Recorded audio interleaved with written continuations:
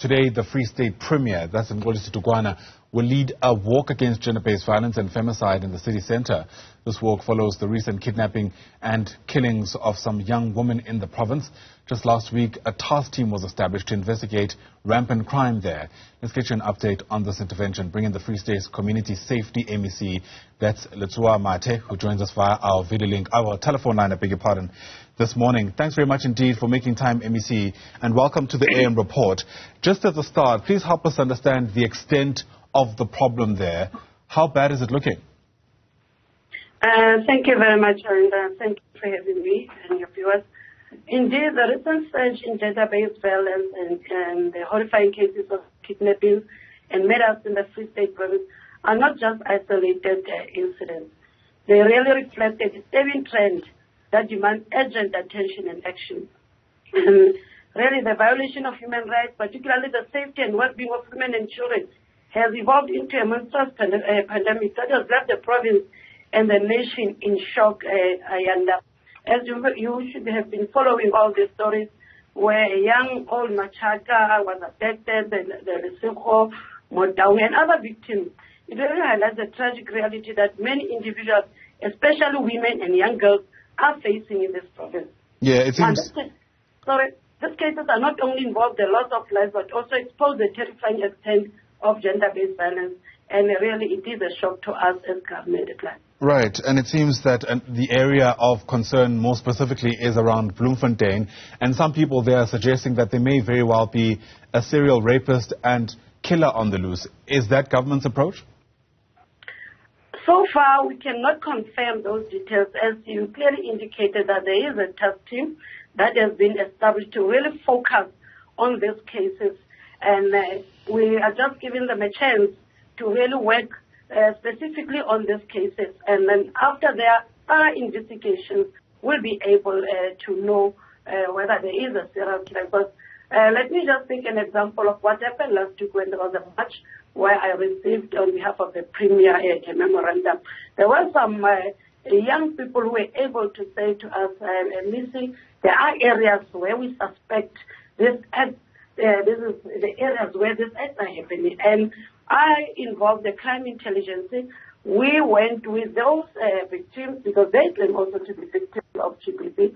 They showed us some areas in Bloemfontein, and the team will be focusing on those areas going forward and establish the real cause, whether these areas are indeed where there is some of these people or these acts are taking place. Yeah. Have you been able to pick up any kind of modus operandi so far, MEC? I mean, are you finding that these young women are being targeted at specific areas on their way perhaps to or from school? Or are these incidents so sporadic and random that it's difficult to kind of pin them down to some kind of, trend, so to speak, a pattern? Yes, and I think that's sporadic because when you look at one of, the teacher, those who are hiking at the hiking spot, the issue of Macha is still not even clear because Macha, the last time the brother saw Macha was still at her own place. And so really I would say they are just sporadic, and that is why we have to establish this team that is going to focus on this incident. The other one is that all of them, in most cases, one says sporadic, others there is a demand of ransom. In others, we really don't understand why people were killed, and that is where we are really, really worried, and that we cannot now say this is the trend that we need to follow. The investigations will already take us forward and indicate which area to focus on currently. Yeah, absolutely. I mean, you've mentioned Macha several times. That's the 16-year-old who sadly was reported missing and her body was found. News 24 reporting that she was actually killed in her home. I beg your pardon. Yes, she went missing from her home.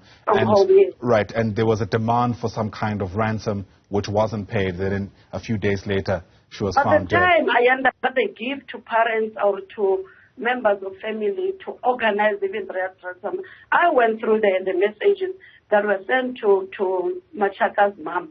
Really, it was a matter of minutes. They just give you minutes, and you ask yourself, what is the intention? Is it really to get money or to kill? Because if you give me 5 minutes to organize money, and even the time that they gave them, at some stage they said 1 minute left, and indeed after that 1 minute, no further communication with the mother of Macha. So really, the fact that a human life is being equated to a monetary value in ransom demand is deeply distressing. It certainly is. Really, really heartbreaking as well. Yeah, it reflects the profound loss of humanity in our society and underscores the need for immediate and a decisive action. Because the pain and anguish experienced by these families and communities affected by this heinous crime cannot be overstated, really. Absolutely. It also suggests to us, MEC, that the people responsible here are not working alone, right? Yes, in many instances, perhaps the person having contact with any particular victim might be one person.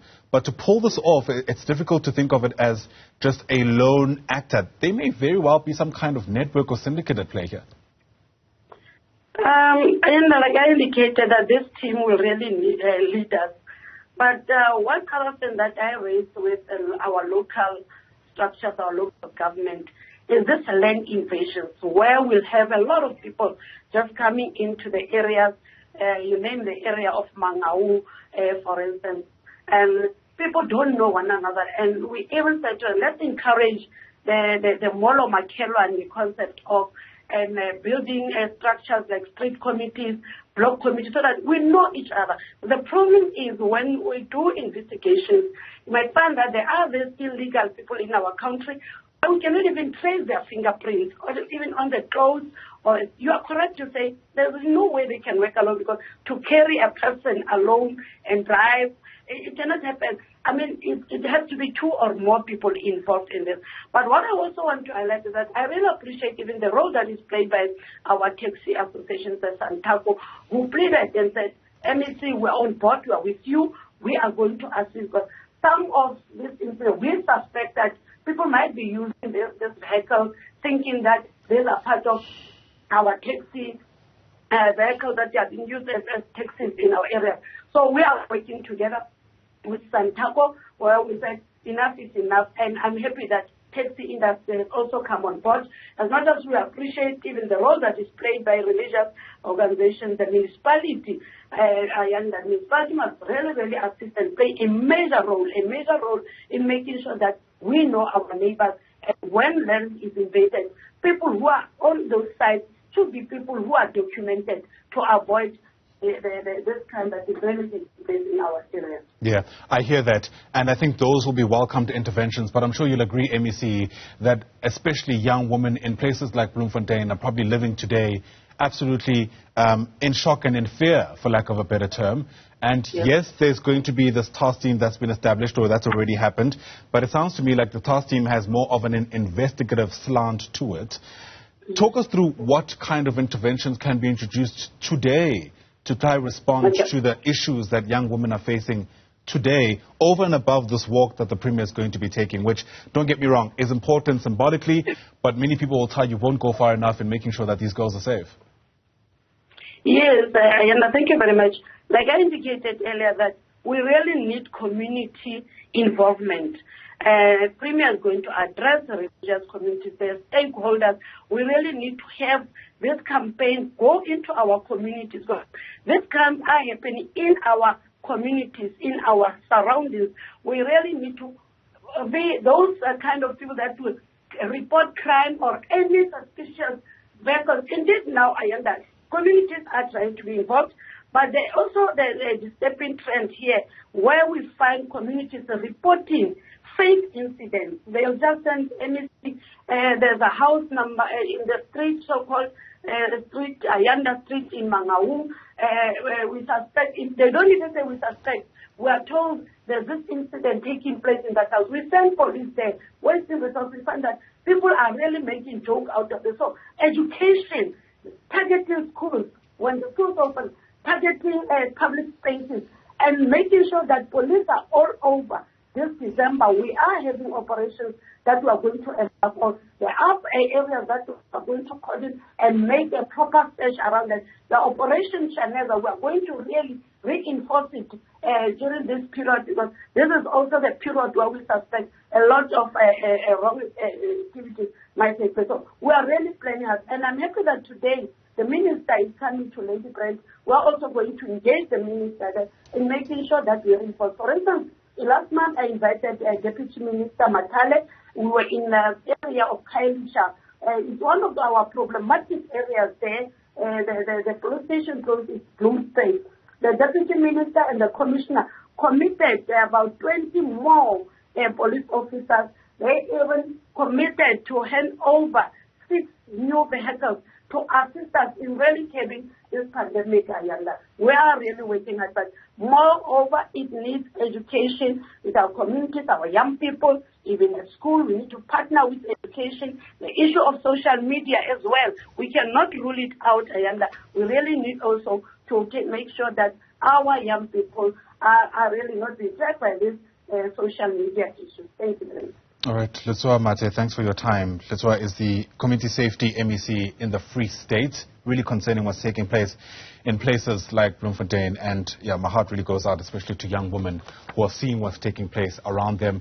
No doubt many of them asking themselves whether or not they may be next. Hopefully there's a solution to this rather sooner than later. MEC, once again, thanks for your time.